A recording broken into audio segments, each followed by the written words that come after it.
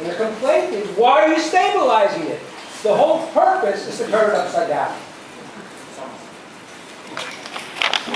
And like I said, this approach, this explanation, that, oh, we've got to balance things, that's precisely the complaint against Chabad.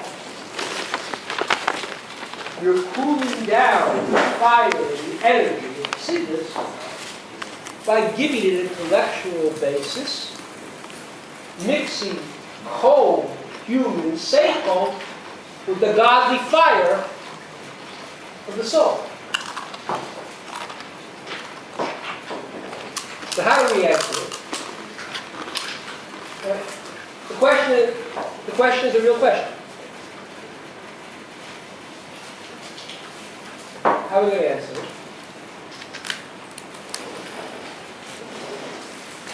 There's a person whose life is threatened. They run and jump, break a Olympic record. It's no fact. I mean, like, I told this, I was saying this, I know a guy, his son was under a car, picked up the car with one hand and then pulled the son out with the other. These stories, we know these stories. What's happening there? There's certain essential, unlimited powers which every neshama, even the neshama tivis, even the actual animal soul, the basic soul, the life of a person, even a boy, has a certain unlimited energy that when challenged comes to surface. And then the person runs further. And he breaks the Olympic record. He jumps, but he could never do a normal ordinary way.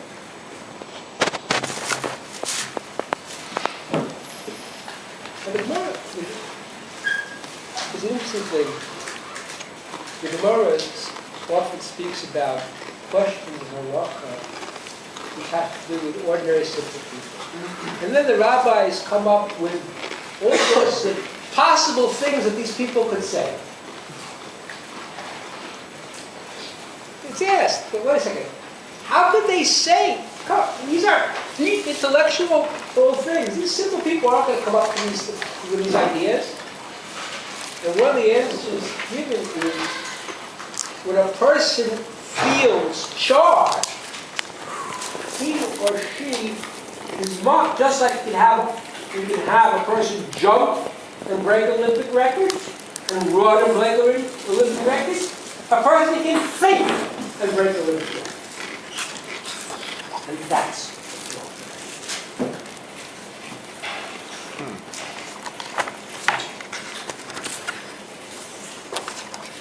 the previous one is second.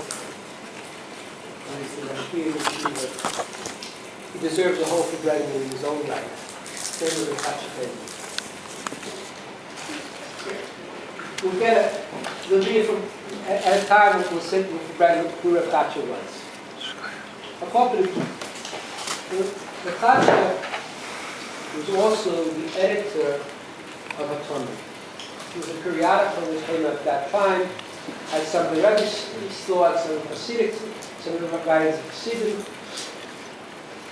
and they had a translation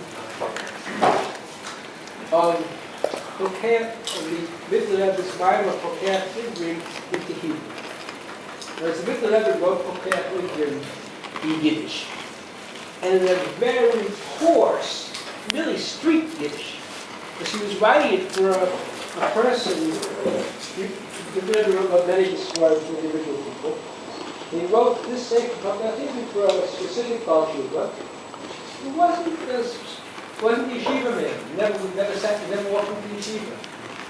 And he wrote it in a very basic, he said coarse Yiddish. And so a lot of people can't read, even people who are good, fluent Yiddish speakers can't read that book in the original because it's like street language. But the Mitzvah Rebbe could write street language is a little bit amazing. So one of the Siddim the Shmuel the Risiver, translated this Pokeach Ivrim into Hebrew. And Chatsha Pagan had a big problem with this trip. How can somebody who's not a Rebbe write Chassidus?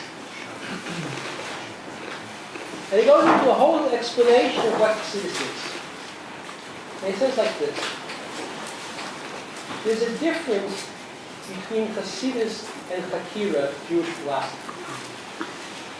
Jewish philosophy is man looking at God with human wisdom. And as such, it's always going to be Washington. The Ruach HaKodesh, it's written with the Holy Spirit. Chas v'sholom. But it's man looking at God with his own human wisdom. And a finite human understanding cannot comprehend and explain infinite God. I think that's kind of like basic. And especially if you look and see this, where God is infinite, and our souls are infinite, and our souls are on fire. No, like, you can't explain this to me. This transcends all intellect. So what is Chassidus? Chassidus is not man looking at God, seichel of elokus in Yiddish. It's elokus in seichel, godliness as it descends into intellect.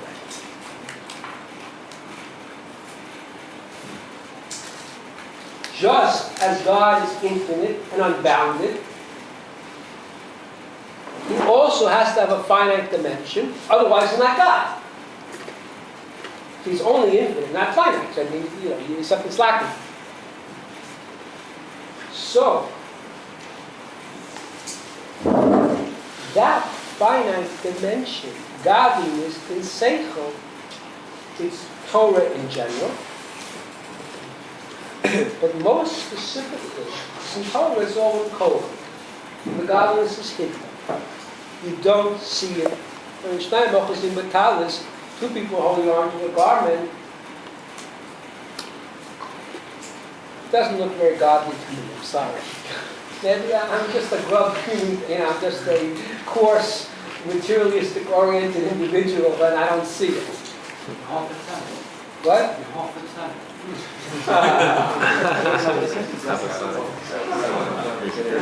Yeah. So, in Torah, it's in all of Torah that way, but most of Torah, that's in code. And Chassidus is outright there in front.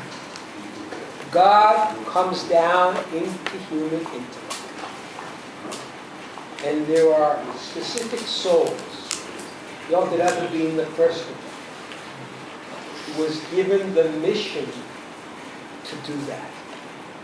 That which no other soul ever did.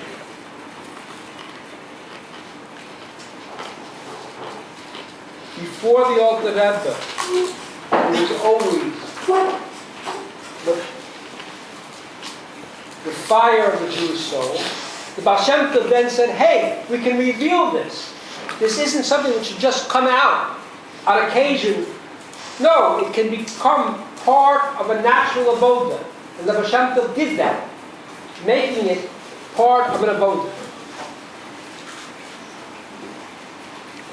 And the Alter Rebbe said, we have to internalize that avoda. It's got to be Chabd.